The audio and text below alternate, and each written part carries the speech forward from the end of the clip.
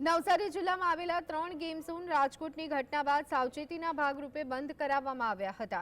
કેટલાક સંચાલકોને game zone શરૂ થયાના માત્ર અઠવાડિયામાં બંધ કરાવવાની નોબત આવી।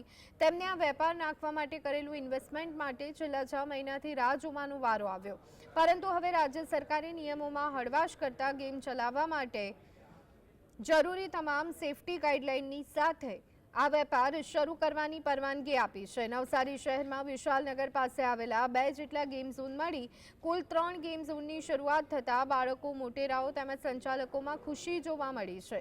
ગેમ ઝોનમાં રમવા આવેલી કેશાએ જણાવ્યું કે હું અહીંયા રમવા આવી છું, સ્કૂલ શરૂ થવા જઈ રહી છે એટલે આજે મેં ખૂબ જ મજા કરી છે। હવે લગભગ 6 મહિના પછી ગેમ ઝોન ફરી ચાલુ થયા છે તો ખૂબ જ અમે આનંદની લાગણી અનુભવી છે। ઘણા ટાઈમથી છોકરાઓ ઘરે જતા અને આ 6 મહિના પછી નવસારીમાં કદાચ પહેલું જ છે જે ગેમ ઝોન શરૂ થયું છે, જેમાં બાળકો પણ ખૂબ જ આનંદ કરે છે અને આ છેલ્લું વીકેન્ડ જ છે એટલે સરકારે જેમને છૂટ આપીને એમણે ગાઈડલાઈન પ્રમાણે ચાલુ કર્યું છે તો દરેકનો ખૂબ જ આભાર માને છે આ fun for you game zone.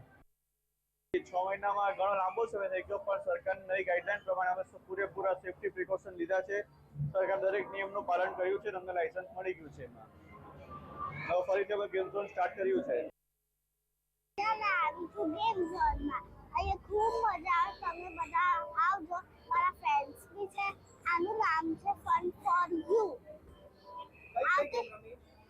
અહીંયા બહુ બધી ગેમ છે, તમે બધા બી આવજો અને આનું નામ છે fun for you. Thank you.